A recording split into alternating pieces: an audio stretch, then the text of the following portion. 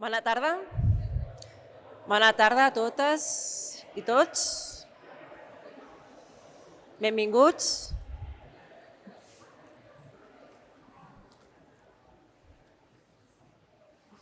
Distinguished academic authorities, institutional representatives, families, friends, and especially dear graduates. Welcome to Universitat de Barcelona. It's a pleasure for us to open this ceremony, the ceremony of the master's degree in International Relations and Erasmus Mundus Masters in Public Policy. It's a great honor to address you today in this hall, steeped in history and meaning, the paranymph of the Universitat de Barcelona. For years, this space has borne witness to the evolution of knowledge, to academic debate, and to the university enduring commitment to society. And today, we celebrate your commencement ceremony from your master's degree, International Relations, and Erasmus Mundus Masters in Public Policy. Yes, I think so.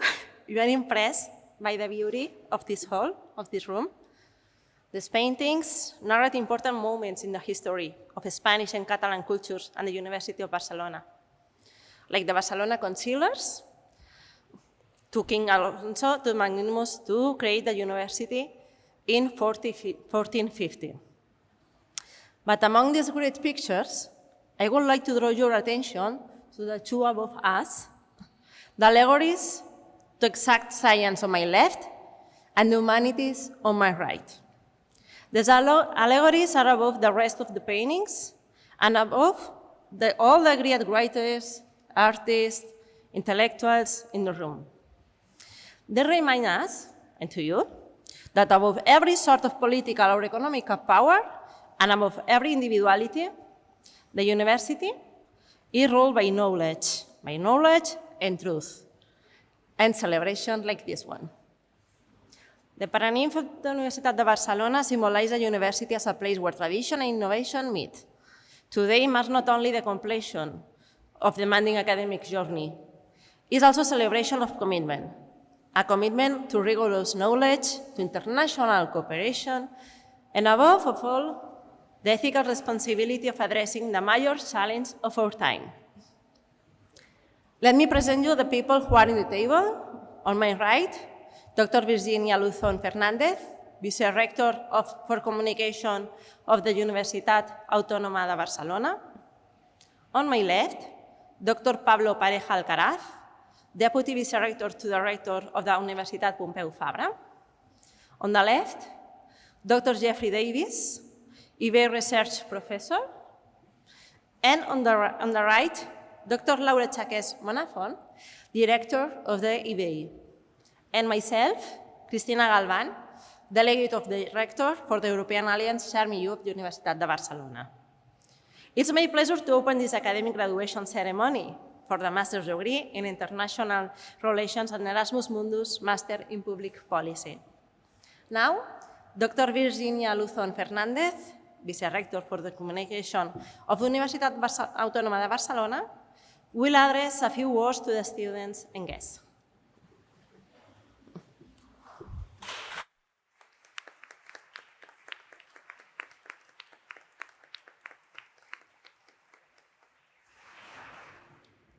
Thank you. Good evening, graduates, faculty, families, and friends. I'm so jealous of you, of your youth, and also of your knowledge. Today, we are here to celebrate, just to celebrate. But I have to say some words about your masters and your professors and what you have done.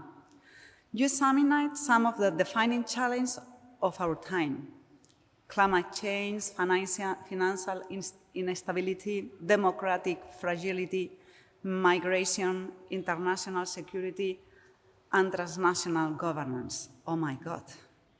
But perhaps, most importantly, you learned that effective public policies requires both competence and cooperation. I hope you are ready to cooperate between yours and your colleagues and to other people out there in the world. No country can solve today's global challenge alone because we have very high challenge. The future belongs to those capable of building bridge between disciplines, institutions, and societies. Across both programs, you have cultivated a rare and essential skills, the capacity to navigate uncertainty with knowledge, responsibility, and intellectual curiosity. You graduate at a moment of profound global transformation. Today, we have artificial intelligence that is refining economies and labor makers. International institutions are being questioned. Democracies face growing pressures. Trust in expertise is very fragile. And yet, this is precisely why your education, the education you have in this master, matters.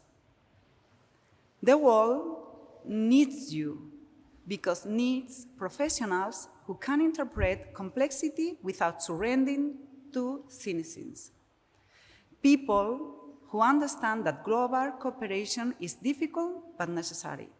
People willing to defend evidence, dialogue, and democratic values, even when doing so is no easy. As you leave this university, IBEI, remember that your master is more than a personal accomplishment. It's a public responsibility. Congratulations, class of 2026. I know your professors are proud of your achievements, and also they have been inspired with your potential. I am also jealous, very jealous of you. So congratulations and go ahead.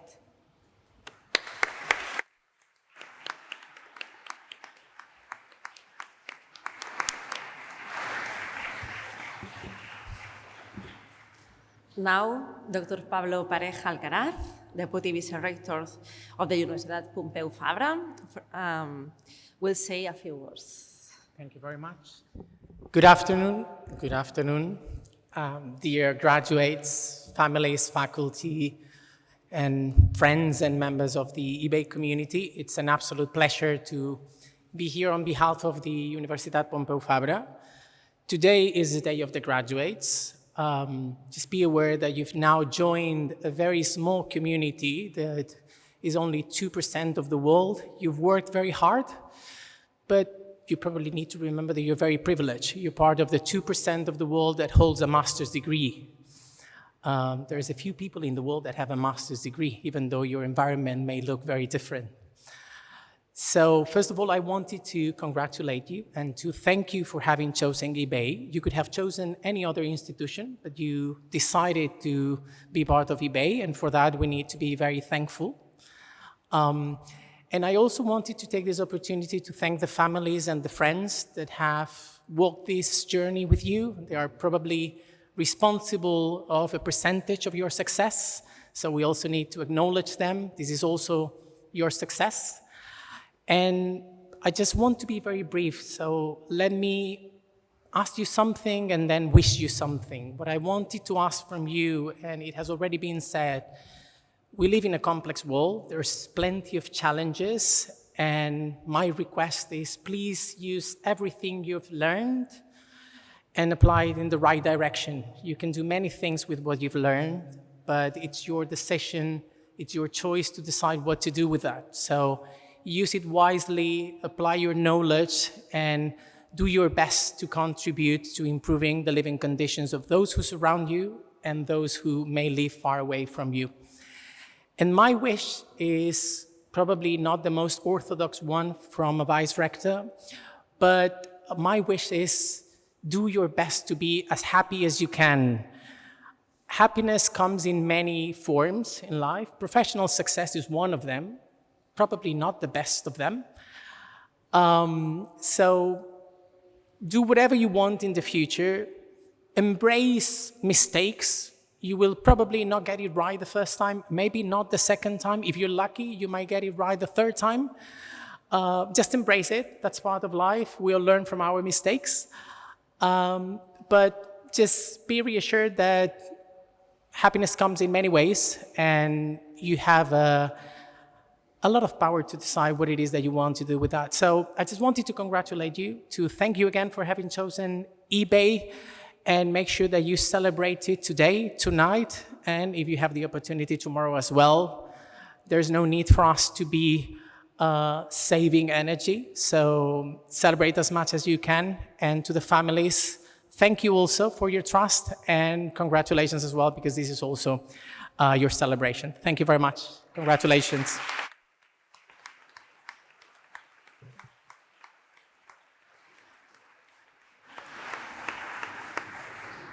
Now, Dr. Laura Chaques Bonafont, Director of Institut Barcelona Estudis Internacionals, will say a few words.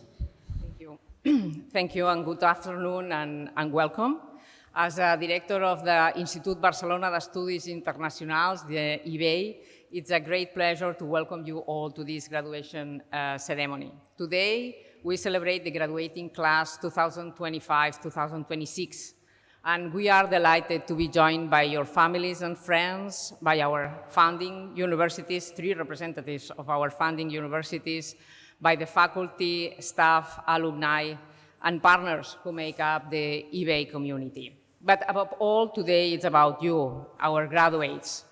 This year's graduation class brought together students from 47 countries. At an average age of 25, many of you have already lived, studied, worked across different countries and cultures. You arrive in Barcelona carrying different languages, experiences, ambitions, and perspectives. And over the course of this year, those differences became one of your greatest strengths. You have spent this year reading a lot, researching a lot, debating and working together on some of the most pressing issues of our time. And in doing so, you have learned something important, that the world's most significant challenges rarely have simple solutions. The world you are entering is a challenging one. Your generation has witnessed global pandemics, wars on Europe's borders, rapid technological change, the decline of the quality of democracy, and the accelerating effects of climate change.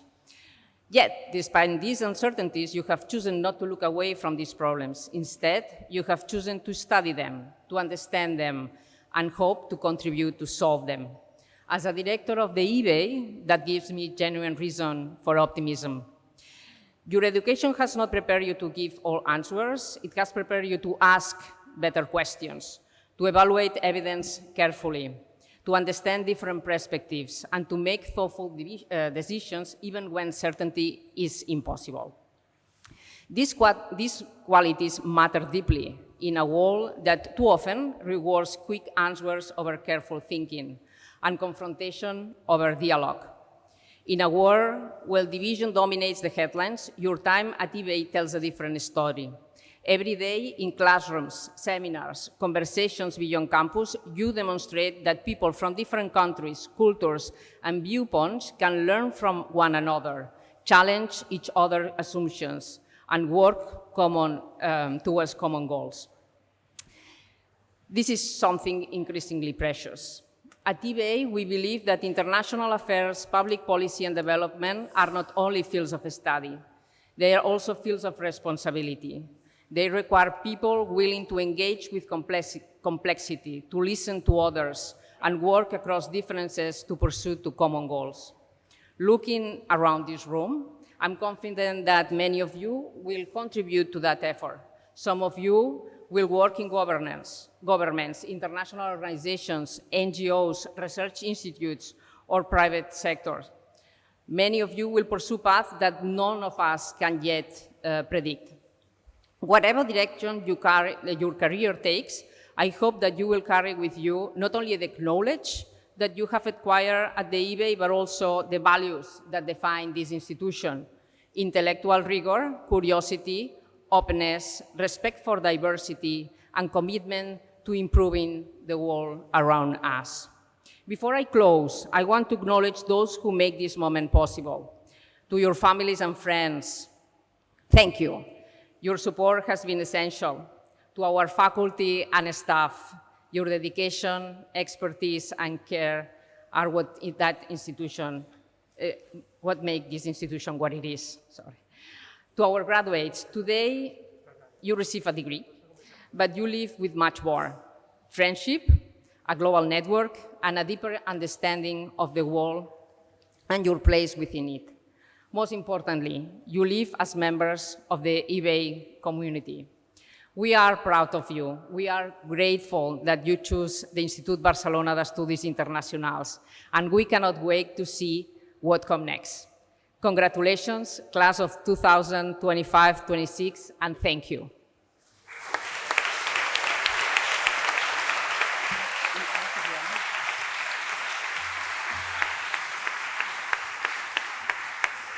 Okay, and now it's my pleasure to introduce Professor Jeffrey Davis. Professor Jeffrey Davis is a distinguished scholar of human rights, international law, and global justice at the University of Maryland. His research and teaching has focused on some of the most important questions facing contemporary societies: how to protect human rights, uphold the rule of law, and respond to conflict and insecurity while preserving democratic values.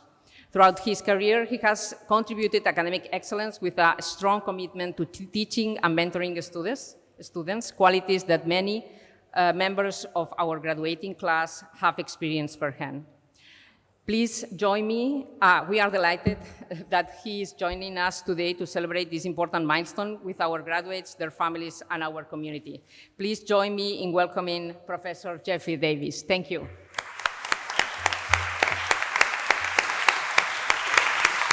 Thank you. Thanks very much. First, I want to say thank you to Professor Chaques and Professor Joanana for inviting me to IBEI this semester and for inviting me to speak here today. I also want to thank everybody at IBEI, especially my students, for making me feel so welcome this semester. So when Professor Chaques asked me to speak to you today, the first thing that occurred to me was why? What could I possibly have to share with you that would be in any way useful? So I went to my wife and I told her, listen, IBEI has asked me to speak at graduation. I was hoping she would say something affirming like, of course they did, what a fantastic choice. Instead, she said, is it possible that IBEI thinks they've hired a different Jeffrey Davis? So with that little word of encouragement, I went back to the drawing board to think about what it is I could give you advice about. What am I particularly good at? Making mistakes, actually. I'm excellent at making mistakes. After getting my undergraduate degree, I went to law school and I practiced law for a while. I wanted to make the world a better place, and I thought the best place for me to do that was inside a courtroom. It was a mistake, and a very, very expensive mistake at that. I disliked practicing law, but worse than that, I disliked who I was when I was practicing law. But I learned from that mistake, and what I learned helped me shape a career researching and teaching that I find endlessly fulfilling. So I guess my first bit of advice to you is go out and make mistakes. Don't be afraid of making mistakes, especially good mistakes. After all, doing so means you've overcome your fear. You've made a decision. You've chosen a path. Mistakes, after all, are sort of like teachers. Listen to them, learn from them, but never believe them if they tell you you're not good enough. When I say don't be afraid of making mistakes, I think the important bit here is don't be afraid. Fear is the great enemy. Looking back on my life, the decisions I made from fear, I truly regret. An Australian writer named Michael Leunig wrote, "There are only two feelings, love and fear. There are only two languages, love and fear. Only two motives, only two procedures, only two frameworks, only two results, love and fear." This dichotomy was echoed in the demands of human rights activists during the first Trump administration, those fighting for the rights of immigrants. "Love, not fear," they shouted in protests all across the country. It was also the slogan of French human rights activists in the wake of the Bataclan terrorist attacks in Paris, asking their country to choose love over fear. I study human rights, and fear is the favorite weapon of those who want to divide, antagonize, and disrupt societies for their own self-interest, for their political ends. Be afraid of them, they tell us, those others, those from that place, those immigrants. They are not like us. But fear is also the enemy of those of us who care about the rights of others. And it's not just the fear of being harmed by those who oppose us. There are more subtle fears. Fears that we might say something wrong, that we might make things worse. Fears of reaching out to people who are suffering as if their pain might be contagious. I remember feeling intense unease when I visited clients in jail as a young lawyer. I wasn't afraid of the people I was there to see, but I was afraid of something. It wasn't until years later when I read a book called Just Mercy by Brian Stevenson that I began to understand what was going on. Stevenson is a lawyer in the US who defends death row inmates in the South. He also works tirelessly for racial justice. He explained that what causes fear or unease when we get proximate to those who are suffering, those who are broken, is the recognition of our own brokenness. We're all broken by something, he writes. Sometimes we're fractured by the choices we've made, and sometimes we're shattered by things we could never have chosen. But here's the real wisdom in Stevenson's observation. Our brokenness is also the source of our common humanity, because it nurtures and sustains our capacity for compassion.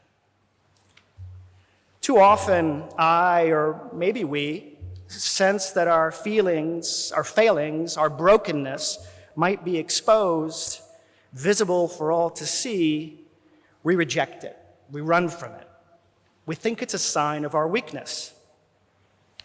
But Stevenson explained that there is strength, power even, in understanding brokenness. Why? And this is the key. Because embracing brokenness creates a need for mercy and a corresponding need to show mercy. It's a recognition of the common humanity that resides in all of us. But, as he warns, it's a choice. It's up to us. We can embrace our brokenness and therefore our humanness, or we can deny it and reject compassion. Today, it seems like those in power have chosen the second path, especially in my country. But I have hopeful news. New cutting-edge human rights research shows that human rights principles actually work to make people's lives better. How?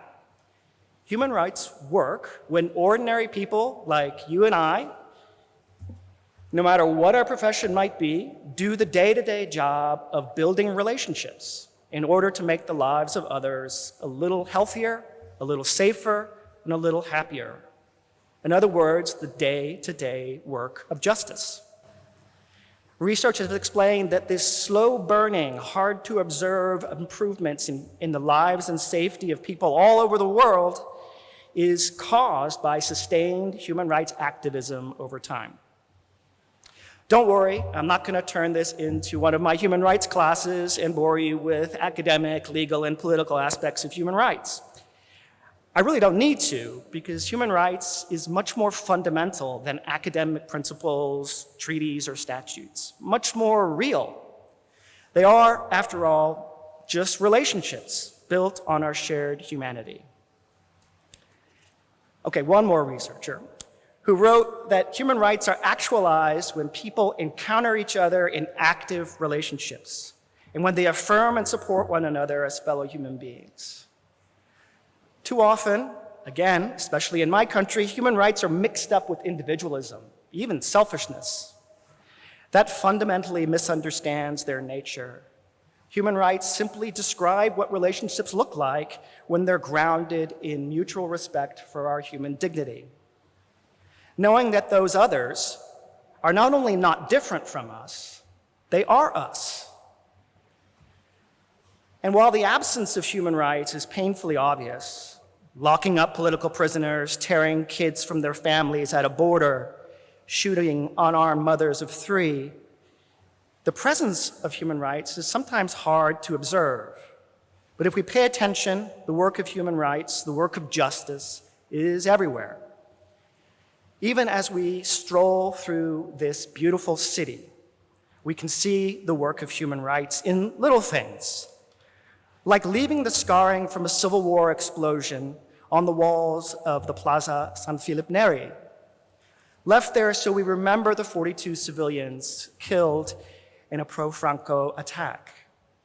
We can even see it on the very street where I live, which has a new name, Carrer Salomó ben Adret, in honor of the Catalan rabbi and to remember the Jewish community that once thrived there. We can see it in a memorial and the bandstand at the Ciutadella Park, right near IBEI, remembering Sonia Rescalvo, a trans woman murdered by members of a fascist hate group in 1991. Perhaps we can even see it in Barcelona's formidable women's football team, now European champions, by the way, who fought tirelessly on and off the pitch for gender equality.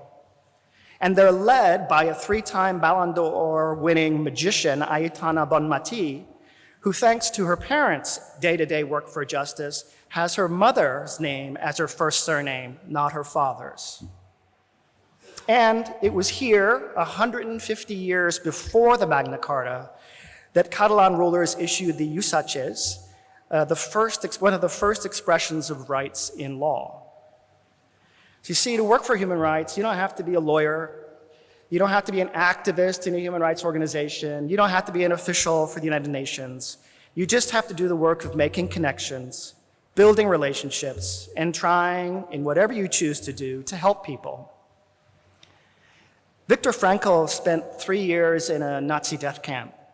He survived and went on to become a leading neurologist, psychiatrist, and philosopher. His book, Man's Search for Meaning, reveals a deep understanding of our mutual brokenness. It significantly influenced how I charted my life. I recommend to all of you to read it.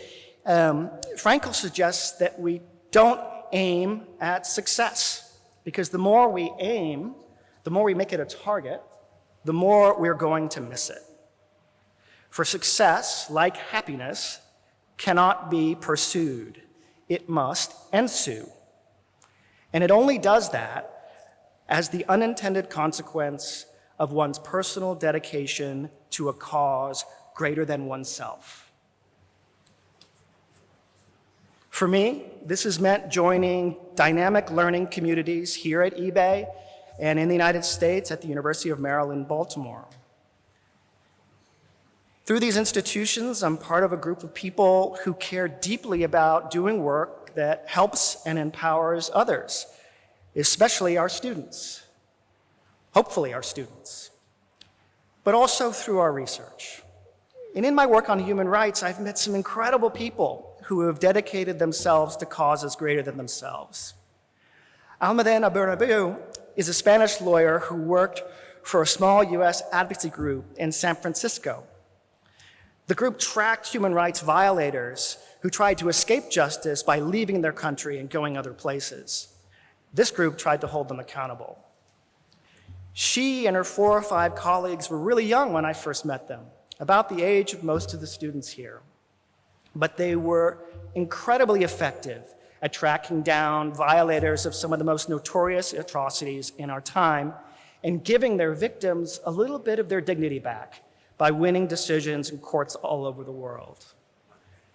They were brilliant at finding these people, whether they were retired to Florida, working as a doorman in a fancy New York hotel, or my favorite example, they caught a Guatemalan general as he crossed the stage getting his master's diploma at Harvard's Kennedy School.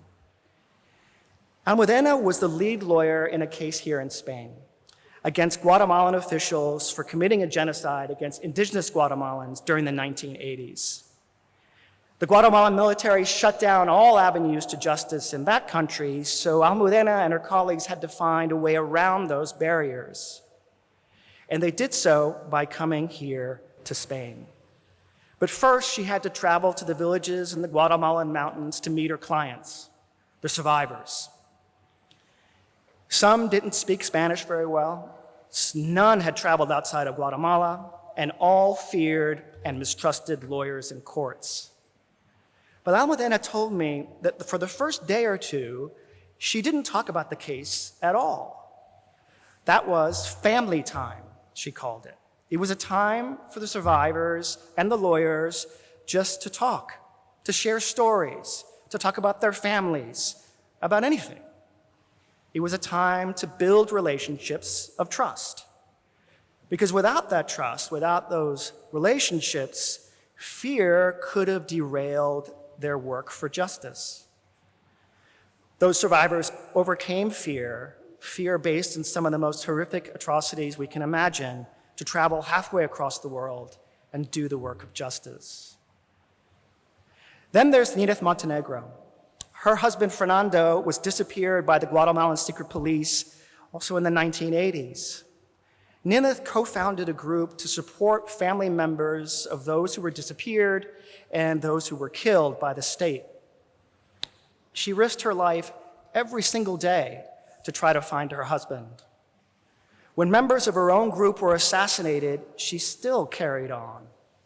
And after decades, she won justice against 2 police officers who carried out the disappearance of her husband.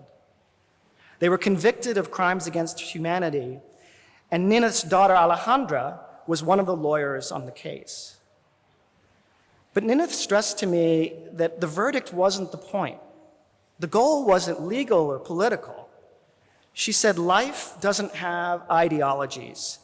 It's not about being left or right. It's about the right to live in dignity as fellow human beings. I hope none of us will ever have to overcome the terror that Nineth did in Guatemala. And certainly we don't have to take on generals who committed genocide to work for justice. In my research in Guatemala, I came across a beautiful expression, poner su granito de arena, put in one's little grain of sand, to contribute what we all can for the greater good. So let me give you one last example, one in which just going to work for a troubled city government made all the difference. A few years ago, I met a student at my US university in Baltimore, Stephanie Mavronis, who, like many of my students, was the first in her family to go to university. She excelled and afterwards decided to stay in Baltimore and get to work. As a graduation speaker at the university in Baltimore once said, Baltimore is the best place in the world to change the world, which sounds like a compliment, but it's not. It's the best place in the world to do this because it's a tough city. It's often a very broken city. 4 years ago, it had one of the highest murder rates in the United States, almost 1 murder every single day. That's 60 times higher than the murder rate in Barcelona. I remember the city government celebrated one time when we made it an entire weekend without a murder. The city and state repeatedly poured resources into police and prisons without any effect. Policies based on fear. But then we elected a new mayor who had a different approach. He said, let's try to understand the causes of violence and help people avoid, or more precisely, heal from those causes. This mayor hired my former student, Stephanie, to run the mayor's office for neighborhood safety and engagement, and it did something revolutionary. It took a public health strategy to cure Baltimore's violence epidemic. Stephanie and her colleagues looked at where are the outbreaks of violence likely to occur? Who's likely to be involved? What support do these people need? How can we get this support to them, and how can we make it last? But the most important part of the strategy was that Stephanie and her colleagues worked with people, organizations, religious institutions, and community centers in the affected neighborhoods themselves, connecting them with people who needed help and making sure they had the resources to provide that help right there near their homes. When I spoke with Stephanie about her work a few months ago, I referred to it as human rights work. She hadn't thought of it as human rights work. She was just getting up every morning and going to work to help the people in her city live safer lives. But for me, it is the purest form of grassroots, bottom-up human rights strategy I can imagine. Building relationships based on common humanity, not just the common humanity of the victims, but the common humanity of those who are likely to commit violence as well. Taking positive actions to protect people from harm, but to protect people from doing harm also.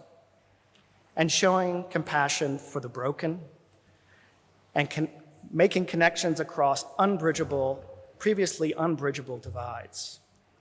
Since then, Baltimore's murder rate has fallen 25% per year for 4 years. It now has the lowest crime rate in its recorded history.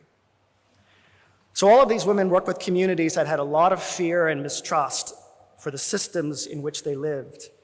And all three made meaningful connections that accomplished what most said was impossible. All became formidable actors for causes greater than themselves. And all made the world a little better through their work. And now, you're going on to something new. Many of you are getting to work. So remember, only two frameworks, love or fear. The Lebanese poet Khalil Gibran wrote, "Work is love made visible." So that's your task when you leave here. Throw yourself into something bigger than yourselves. What is meaningful to you? What's the cause, the purpose to which you can contribute your granito de arena? Jump in, build meaningful relationships with people from different worlds. Dare to embrace compassion, help others. Yes, make mistakes, and success and happiness will ensue. And you will make the world a little better in the process. Congratulations, class of 2026.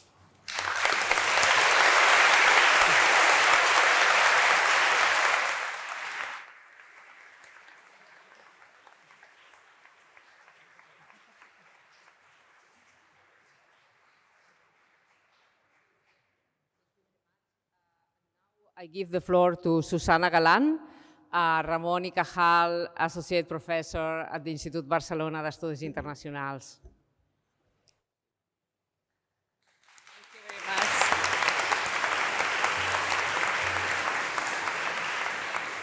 Thank you very much.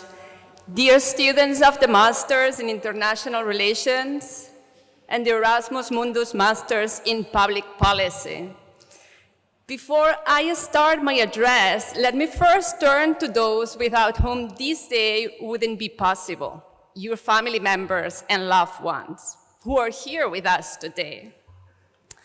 Thank you for your effort and your support throughout this process. Thank you for believing in the importance of education in these times of disinformation and alternative truths. Thank you for believing and for investing in knowledge and for trusting us in this important endeavor. I hope that in this special day you feel proud of what your loved ones, who are here next to me today, have accomplished. And now to you, the graduating students, I hope that you feel proud about what you've been accomplishing. This has not been an easy year for international relations and politics. We say that every year at every graduation, and still this one has been particularly difficult. We all, not just you, have witnessed what political analysts have described as the unraveling of the international order. We all, both as faculty and you students, have had to adapt and to respond to the eruption of artificial intelligence in every aspect of our lives, and have had to grapple with its political, economic, social, and environmental implications. We all here have had to make sense of a world marked by increasingly sophisticated forms of exclusion, dispossession, and violence. In these troubled times, I hope that you found IBEI to be a generative space for intellectual inquiry, a productive space for critique, and a safe space for discussion. You've all gone a long way since you started your studies at IBEI. And possibly, I'm afraid, you haven't been able to reflect much about this process, as last week you were all still submitting final papers and taking final exams. And as you think about the next weeks and months, you may already be concerned about the research question, the theoretical framework, and the methodological design of your master thesis. So I wanted to use this opportunity to ask you to stop, to take a second, and to go back in time, all these months ago when you arrived at IBEI for the first time. And now, as you're there, on your first day with us, I would like you to move forward slowly and to remember the courses you've taken, the research seminars you've attended, the conference you've listened to, the trainings you've been part of. And as you relive these moments, I would like you to hold on to those memories that have stuck with you in class discussions, reading course materials, or preparing your assignments. Those moments of realization as much as those moments of confusion, after which everything made sense or nothing was the same again. Those moments, of which I hope you had many throughout your studies, are what you will take with you after your graduation. Remember them as you continue your careers here or far away from Barcelona, in the headquarters of an international organization, in the premises of a governmental department, in the offices of a non-governmental organization, in the halls of an academic institution, or in the field, working with those most affected by the global challenges you have been learning about throughout this academic year. I hope that in these difficult times, those moments can serve you as a guide and as an inspiration. We, in turn, will also remember what we've learned from you. As we close this academic year, I also hold on to the memories of those moments that have stuck with me while listening to you engage with course materials, discover new concepts and theoretical frameworks, discuss your ideas in class, and find ways of better understanding and addressing some of the most pressing issues of our times: global inequality, structural violence, environmental degradation. As educators, it is your intellectual curiosity, your critical insights, and your commitment to social justice that serves us as a guide and an inspiration. Thank you, class of 2026, and congratulations. We wish you the best, and we hope to cross paths with you again, as policymakers, as academics, or as practitioners, to continue to address the urgent matters of our time together. Please join me in celebrating our graduating students.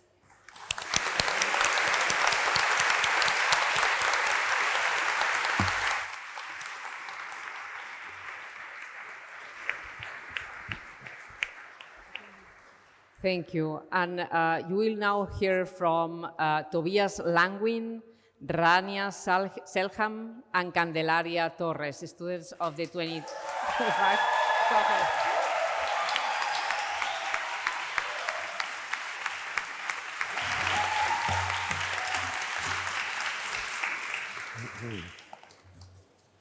Oh, very sticky paper today, Jesus. Bon dia. Looking back, what is it that we will take from this program? What was it that truly defined this past academic year? A year which felt like it passed by in an instant. What is it that we will likely remember years from now when we look back at our time at IBEI? An obvious answer may lie in all the theories and concepts, the political debates and the issues that define international relations and all of our lives today. In countless assignments, presentations, and essays, we learned more about democracy and authoritarianism, migration and inequality, peace and conflicts. And all this during what is arguably one of the more interesting episodes in world politics. For many of us, this semesters at IBEI were also part of an international experience abroad. For those of us, it meant living and studying far away from home. And it meant surviving bureaucracy, because what on earth is a NIR?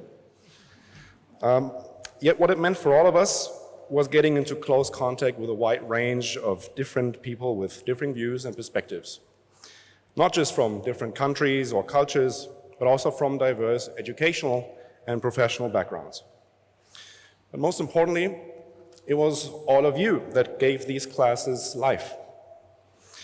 It was you that gave a soul to our time here in Barcelona, the nutritional value to our shared time here, if you will. You could feel it from day one, from the very first shy and maybe awkward interactions at the welcome day in the glaring September sun, where we got to know each other, through the various meetups in Barcelona's vibrant plazas, beaches, bars, clubs, and all the other things that El Carrera called for, and through the countless little chats that many of us had in the hallways, between classes, and at the cafeteria. So what made this experience really remarkable were the many meaningful connections we formed, which gave us the immense privilege of calling people from across continents friends. So what was it that truly defined our time at IBEI? To all of you here, guests, faculty, families, friends, fellow graduates, let me say this. 3 things that I think defined our time here were curiosity, openness, and a genuine kindness with each other that you could feel every day. And if there's one thing that I wish for all of us as we pursue our paths into the future, is that we all continue carrying this curiosity, openness, and kindness with others. With all that is going on in the world, the conflicts, the lack of accountability, it feels easy to become cynical, to become apathetic, to feel like any effort to contribute something meaningful isn't worth it or too insignificant. Yet I feel that in our lectures and our discussions, we have proved that we are willing to seriously engage with difficult issues, to not be content with easy solutions, but to find the difficult, maybe even the contradictory ones. This cohort is full of unique people and personalities that have the ability to think critically and make up their own minds. We should all strive to use these strengths for something that is meaningful. I'm confident that each of us will find what that means to them personally, and I suspect that most of you already have a pretty clear idea of what that will be going forward. But for now, it is time to celebrate what we achieved. So congratulations, thank you, and merci.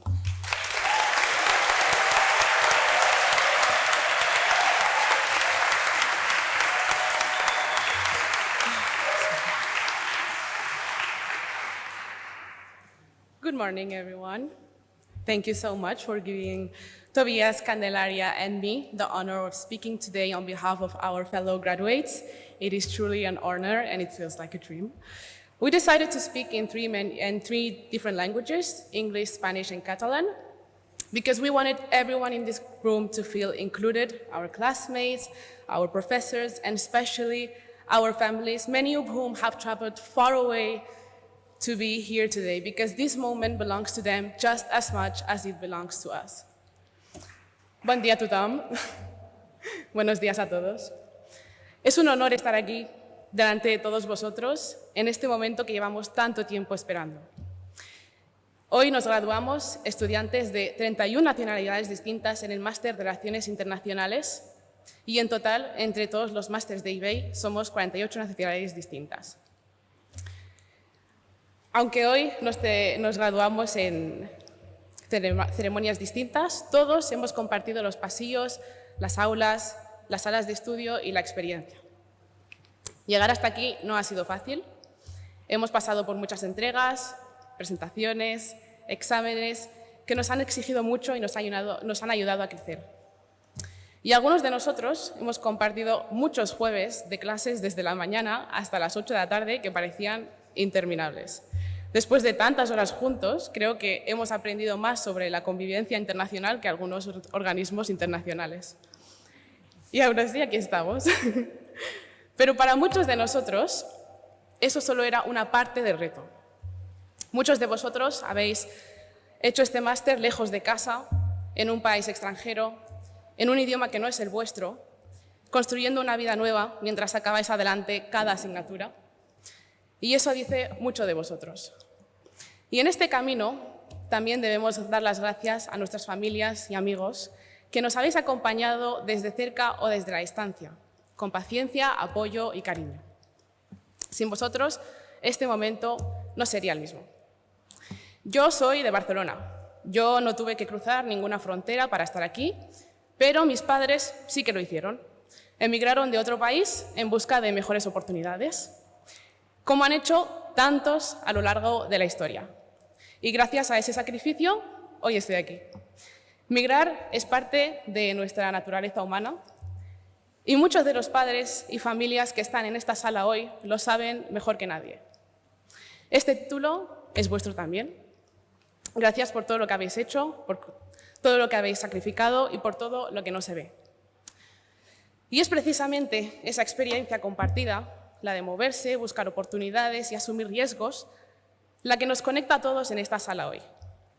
En el Máster de Relaciones Internacionales hemos estudiado guerras, conflictos, estructuras de poder e historia, entre otros, y hemos aprendido a analizar el mundo desde marcos teóricos, y eso es muy importante. Pero lo más valioso que nos llevamos este año no está en ningún paper, en ningún artículo, ni en ninguna lectura del campus virtual. Está en lo que nos hemos enseñado los unos a los otros, en haber compartido esta experiencia con personas de realidades completamente distintas a las nuestras y en haber aprendido de verdad a escuchar. Nuestro profesor Christian Erbolsheimer nos lo recordó muchas veces en su clase de Peace Processes and Conflict Resolution. Siempre necesitamos las voces de dentro. No podemos hablar por las personas que viven los conflictos, sino que tenemos que aprender a escucharlas. Y eso nos sitúa también a nosotros, porque somos conscientes de nuestro privilegio. Hoy nos estamos graduando, pero hay personas que están viviendo en carne propia los conflictos que hemos analizado en clase. En Gaza, en Ucrania, en Sudán, en el Congo, entre otros. Y eso nos obliga a algo. Salimos de aquí con herramientas, con conocimiento y con una red de personas extraordinarias. Pero la pregunta ya no es solo qué vamos a hacer, sino para quién y con quién. Y en parte, creo que este año ya hemos aprendido a responderla. Venimos de lugares diferentes, hablamos desde experiencias distintas y vemos el mundo con perspectivas únicas. Y aún así hemos convivido, nos hemos entendido y nos hemos cuidado mutuamente. Eso tiene mucho valor y nos demuestra que incluso en nuestras diferencias podemos encontrar aquello que nos une. Si hemos sido capaces de hacerlo aquí, hay motivos para creer que un mundo mejor también és possible. Vull donar les gràcies als nostres professors, a l'IBEI, a la UAB, a la UB y a la UPF, per haver-nos donat aquest espai per créixer. Y también quiero añadir que quizá lo más importante que nos llevamos este año es que hemos estudiado las fronteras para entenderlas y hemos descubierto que dentro de ellas las diferencias importan, pero no nos impiden encontrarnos. No siempre hace falta viajar para encontrar nuestras voces, ya que a veces están sentadas a nuestro lado. Y para terminar, quiero intentar felicitar a todos los graduados de hoy en los idiomas que nos hacen ser quienes somos. Mabruk, felicitats, enhorabuena, congratulations, felicitacions, parabéns, gefeliciteerd, hartlichen Glückwunsch, urime, juhua, gratulerer. Enhorabuena a todos, muchas gracias, shukran bzaf.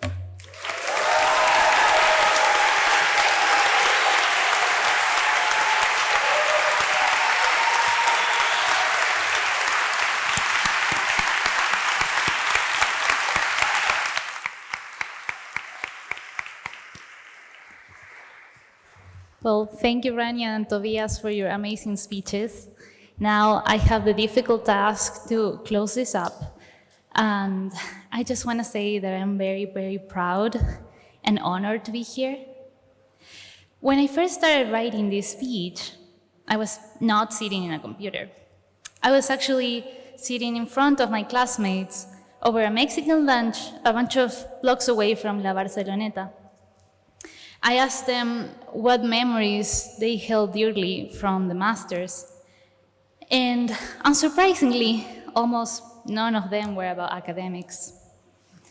They talked about our trip to Athens and the institutions we visited, about cheering together beneath the Acropolis at sunset, about dancing traditional Greek dances in crowded restaurants, about drinking endless wine because the restaurant accidentally kept bringing us more, and then realizing somebody actually had to pay for all that wine. A deeply formative experience for public policy students, in my opinion. People remember people.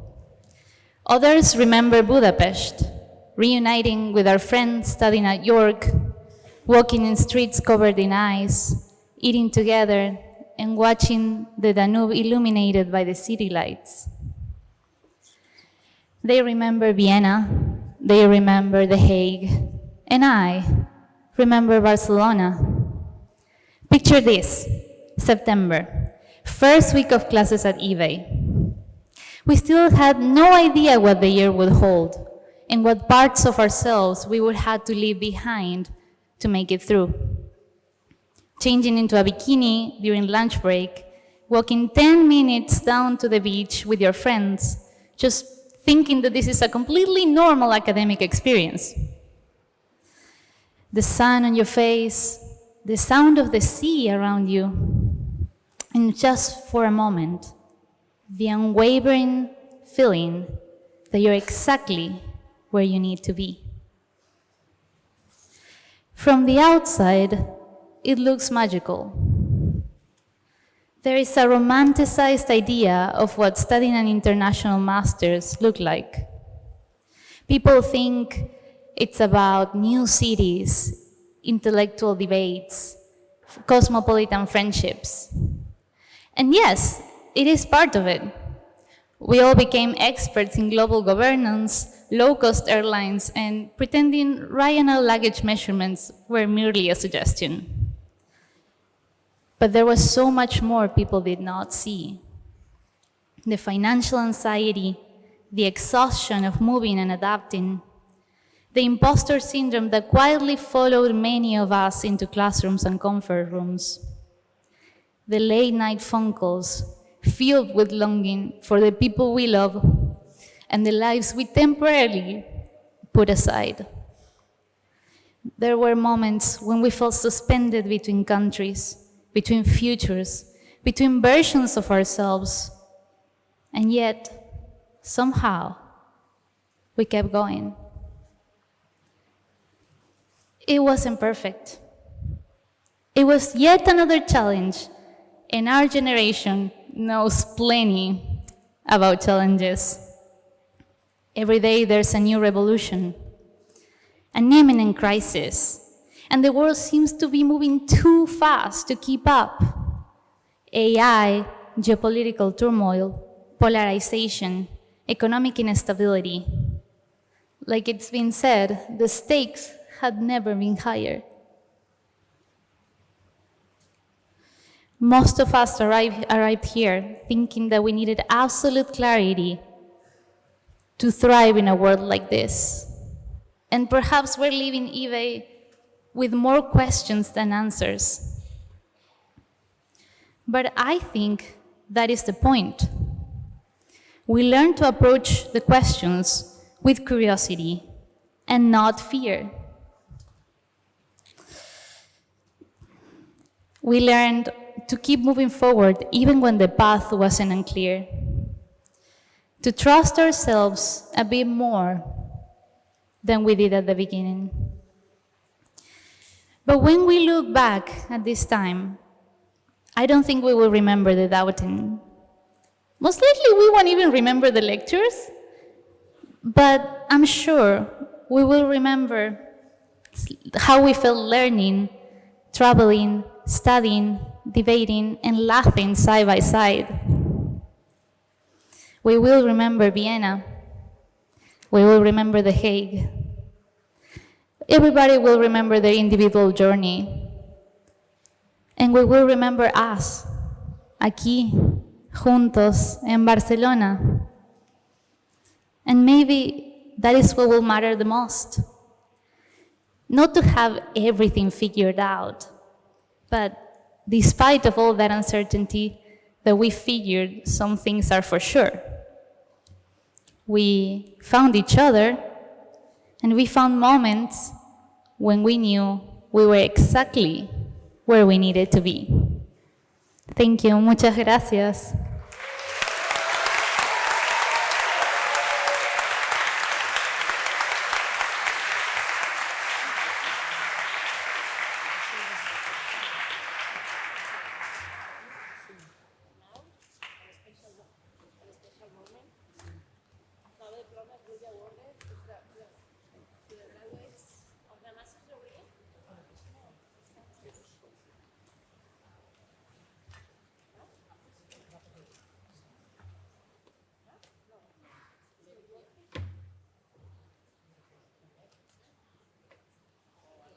No estan... Ara sí.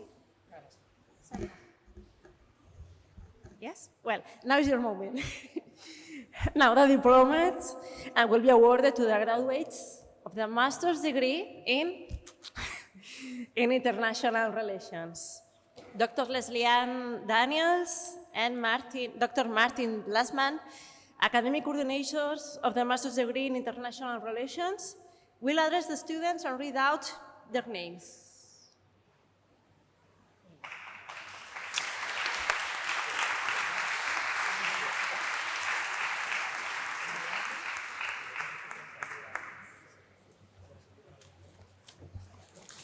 Thank you.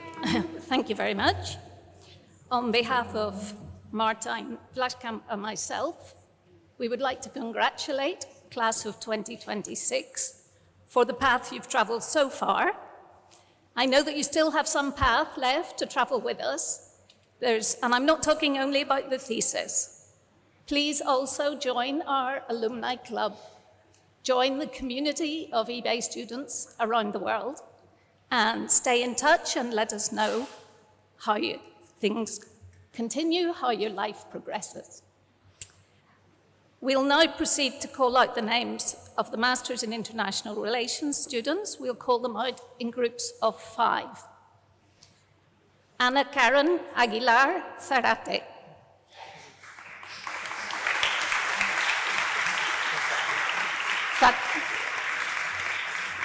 Fatima Isabel Ahumado Vázquez.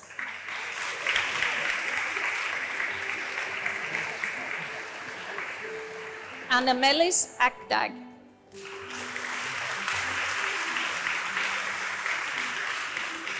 Alina Amador Loyola.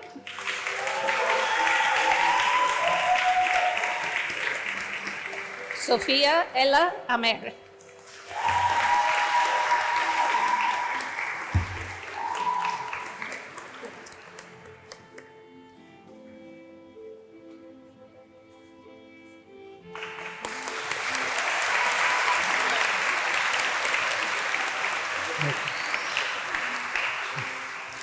Juan Manuel Ameri.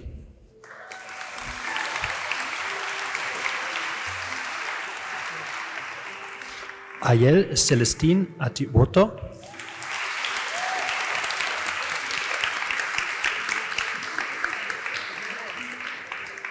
Olivier Bélanger,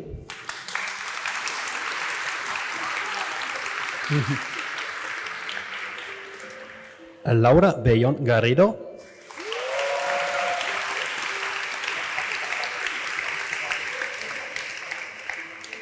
Inés Benavente Llorenz.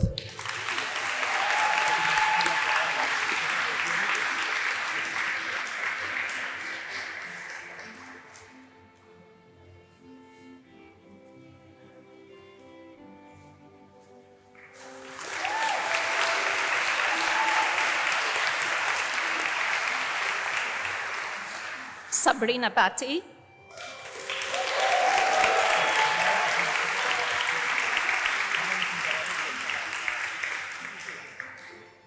Lara Maria Bishkov,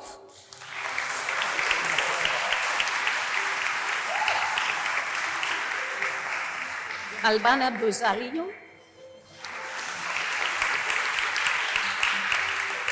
Mungja Chen,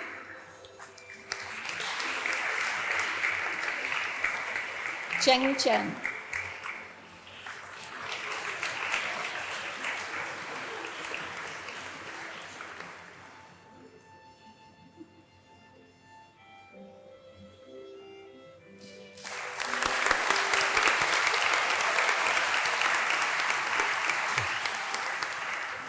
Marike Josefina Gerara Kouwmans,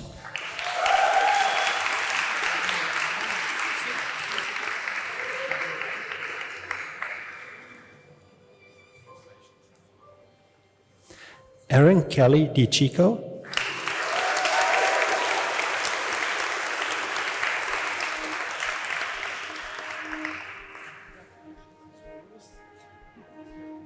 Bruno Delgado,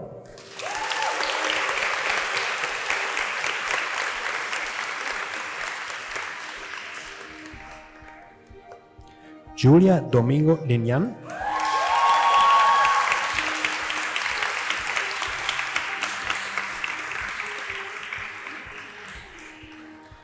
Nafel El Array,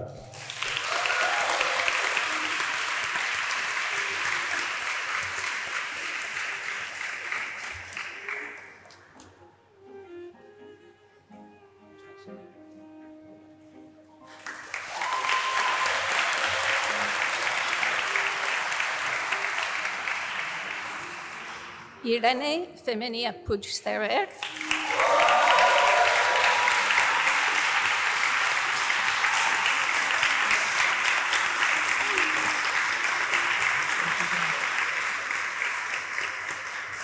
Irene Fernández Rañón,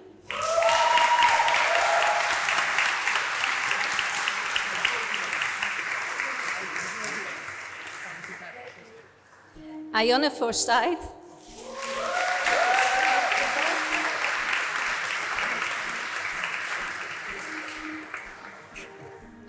Lewis Good,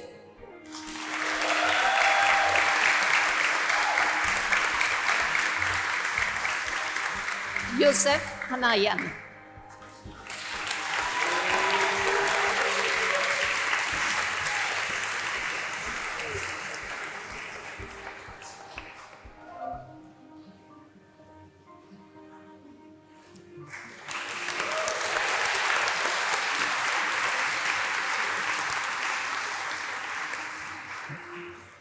Lynn Hansen,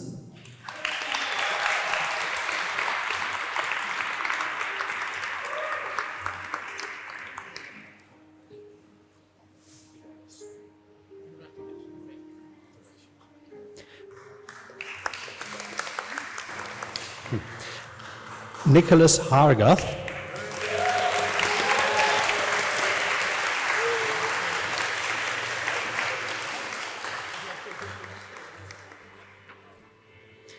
Marcos Mauricio Johansen,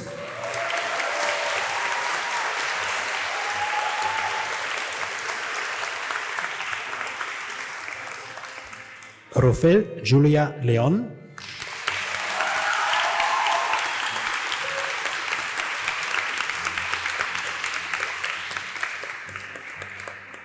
Burakjan Karadar.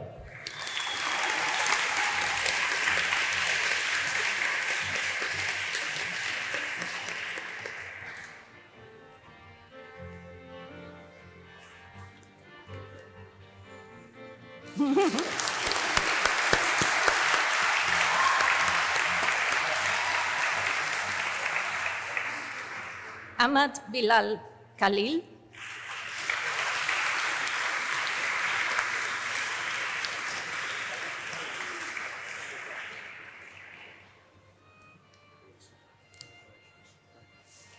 Anna Elizabeth Konechny.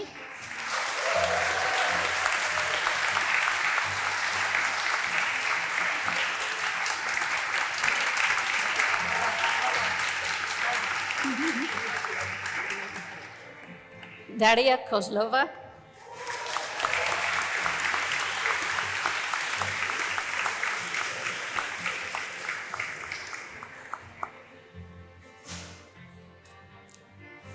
Devon Michael Kroc.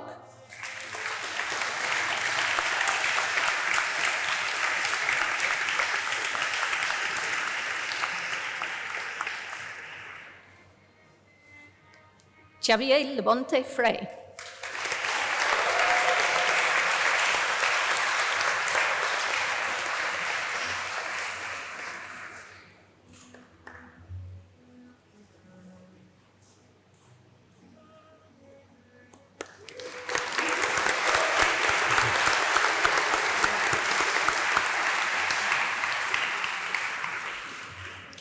Tobias Raphael Landwin.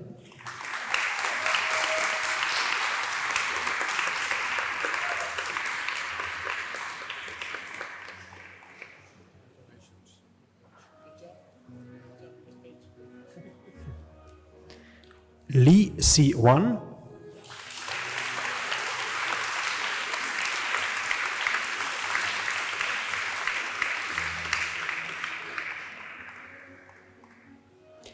Paulina Letta.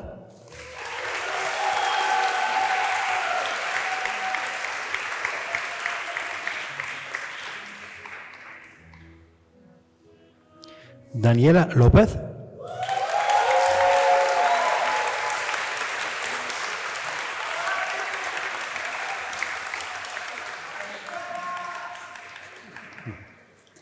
Christian Maloney.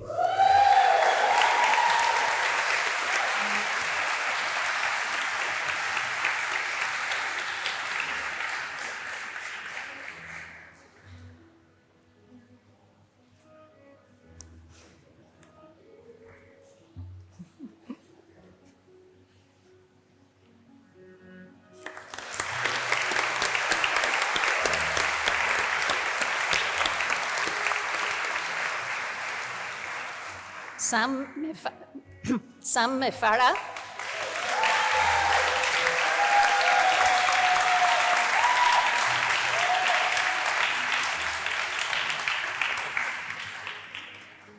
Joanna Moulet Marsa.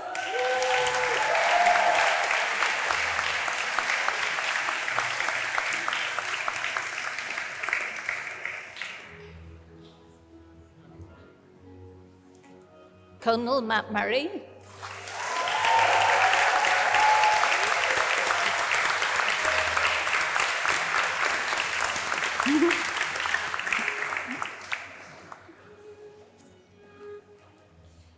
Jasmine Nicoletti.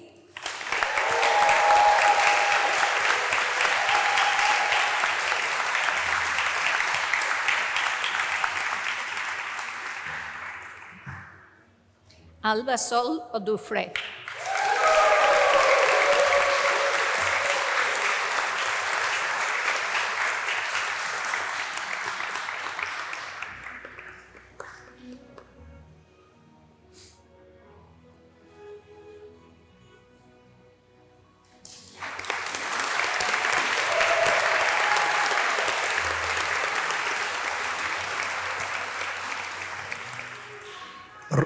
Rosa Gabriela Oliveira Palomino.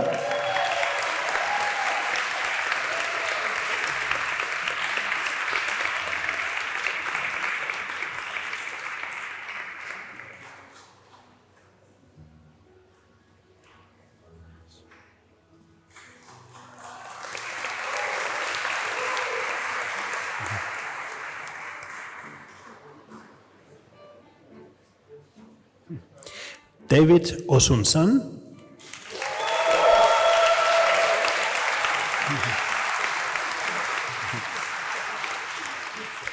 Nicholas Owens.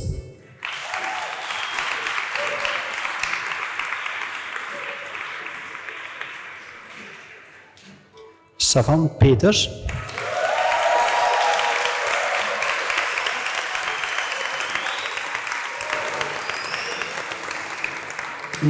Renata Pérez Navarro.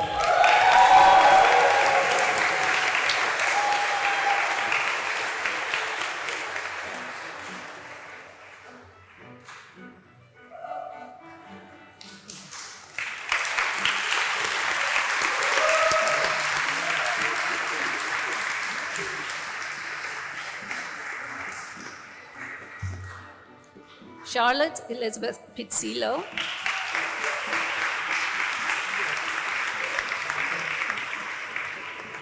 Marta Porcal Armengol.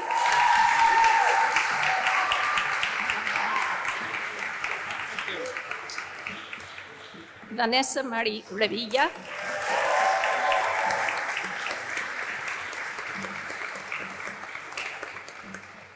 Irina Sadkina.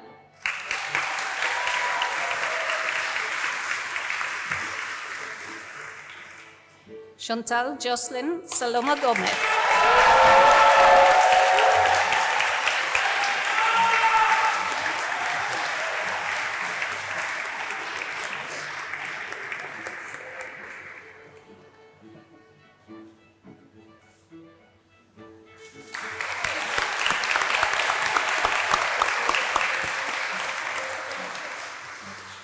Julia Sanjaume Ramirez.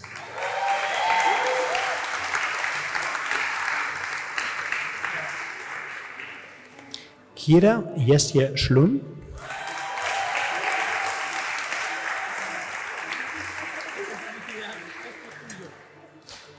Clay Schopfer.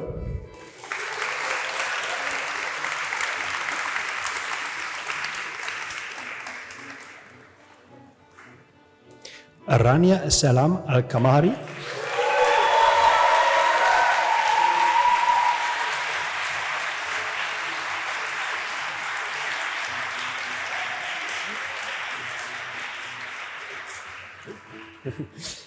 Xin Wen Shao.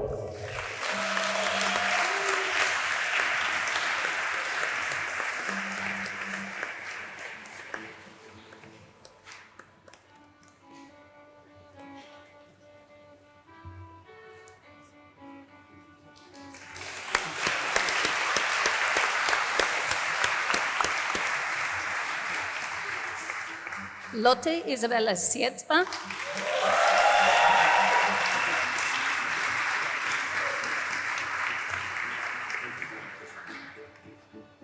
Michael John Stegman.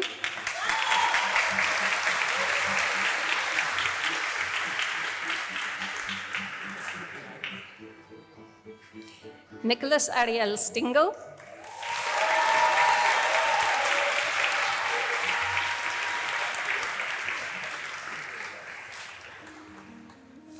Juan Su.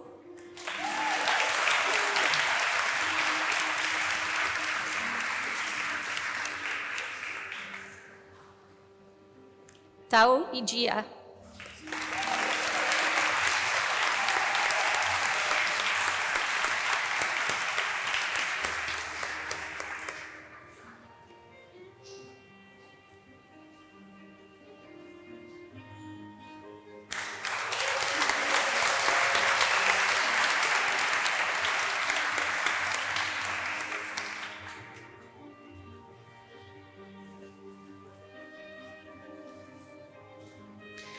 Maggie May Taylor.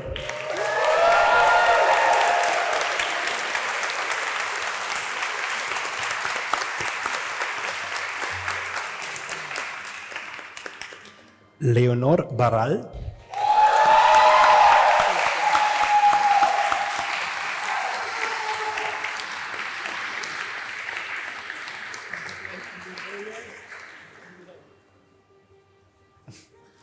Bruna Uriarte Moreira.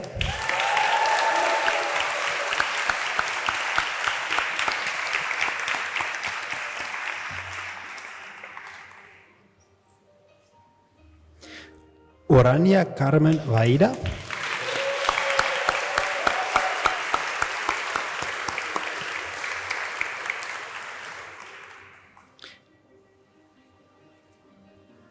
Fabia van Melles.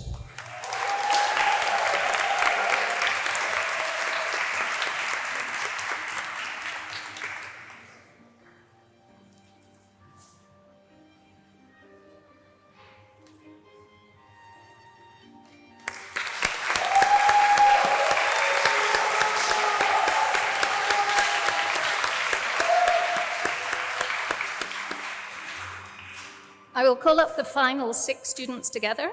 Valeria Varela.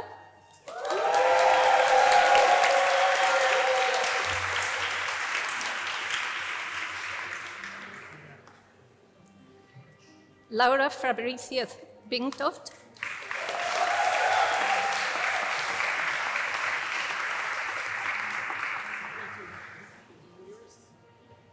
Sarah Lucia Wittemeyer.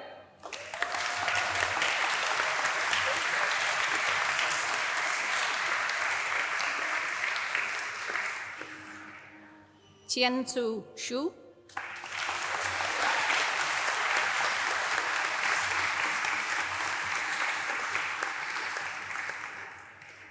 Sharon Yangamba.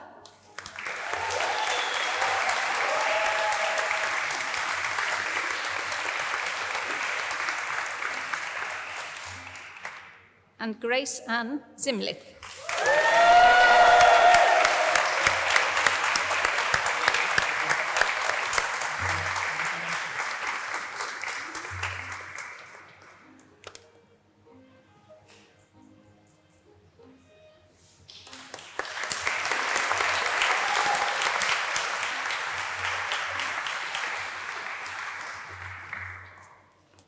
Now the diplomas will be awarded to the graduates of the Erasmus Mundus, Masters in Public Policy.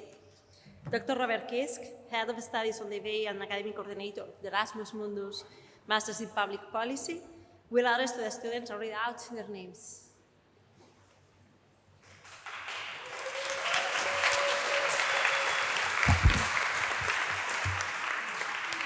Right. Good evening, everyone. So this is the presentation of the 19 students who are here today. They have all graduated from the Erasmus Mundus Masters of Public Policy, which is a 2-year program. So this is the end of their 2nd year. Half of the people you will see today spent the 1st year in Vienna, in Central European University, and the other half in The Hague at the Institute of Social Sciences, which explained why we had a very interesting anecdotal story of their study trip to Athens a few moments ago. So, let me please begin. So, Oscar Aderud, please come up.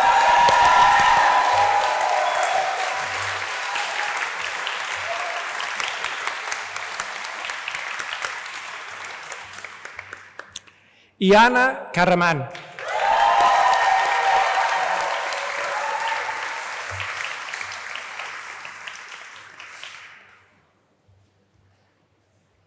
Sara Collazos Acosta.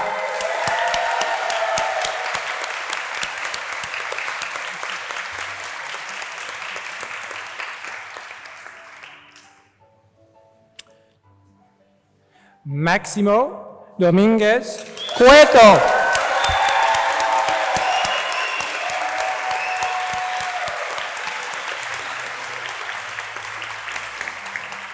And Andrés Guzmán Botero.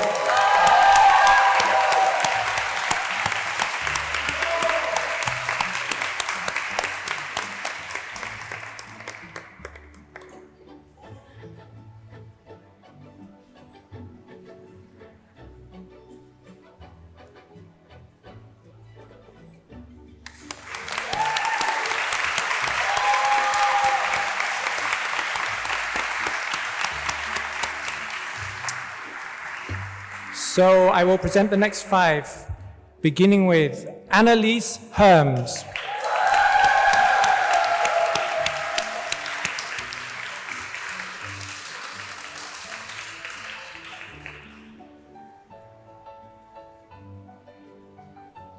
Rayhan Jassin.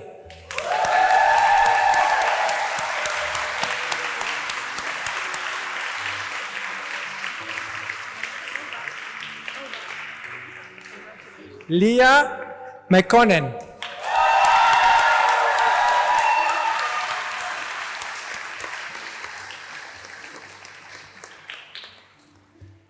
Sergio Murillo Magallas Coginos.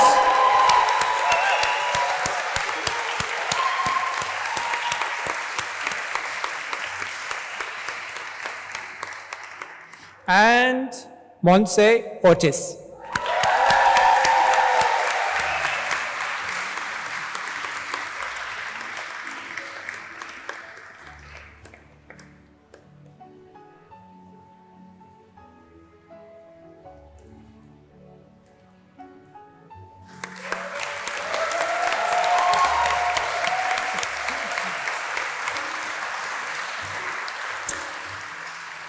Ana Patarroyo Hernandez.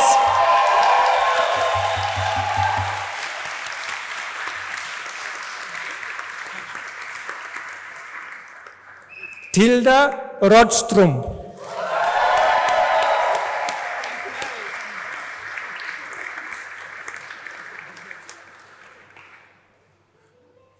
Paula Rezak Sugo.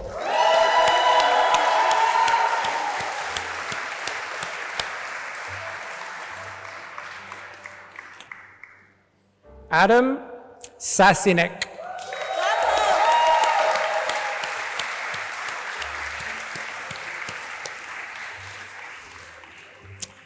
And Bastian Soto.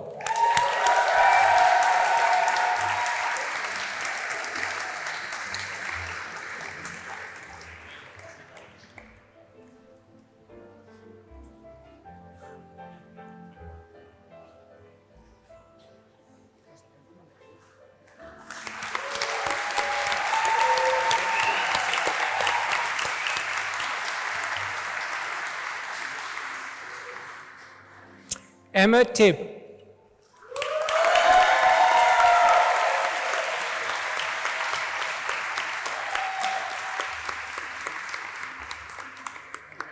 Candelaria Torres Turruel.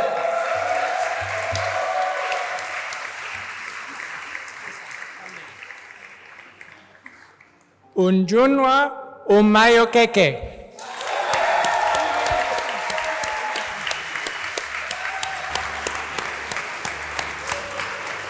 And Celine Westhoff.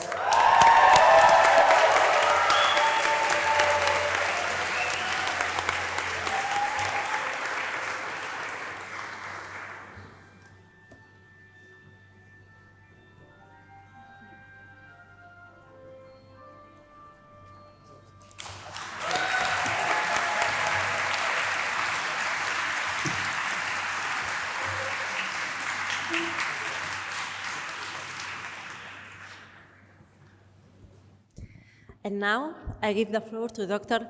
Jacint Jordana Casajuana, President of the Institut Barcelona Estudis Internacionals, who will close the graduation ceremony.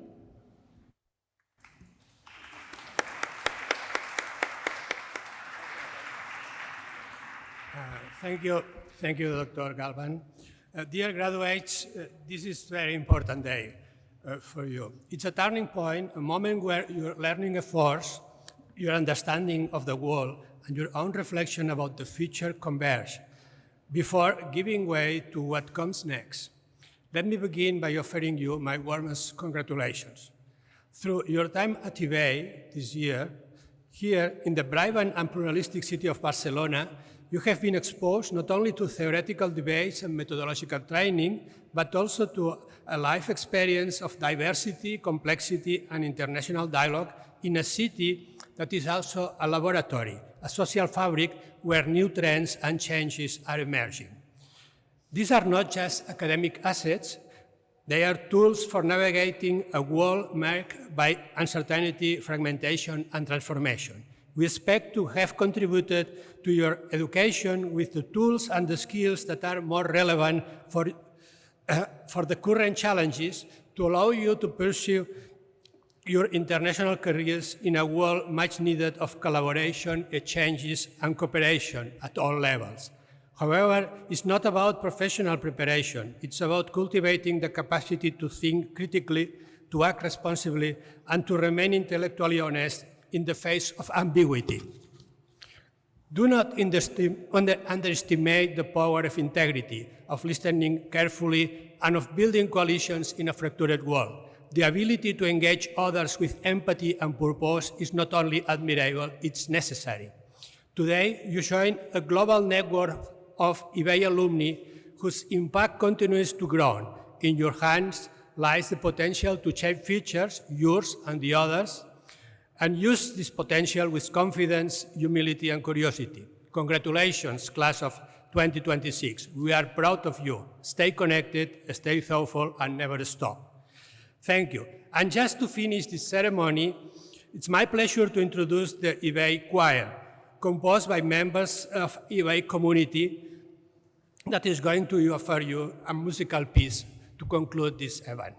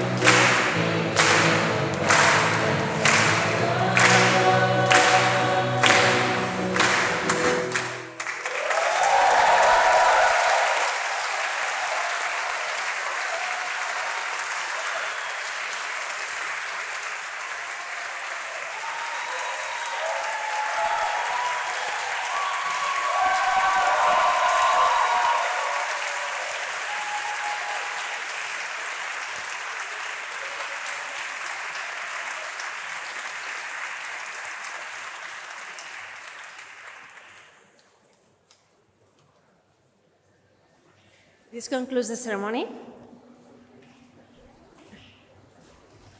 Thank you all for attending, and congratulations again to all of you, to all the graduating students. And please only remember, you can keep here for the official photograph, and guests, you have refreshments, and we will be served in the central garden. See?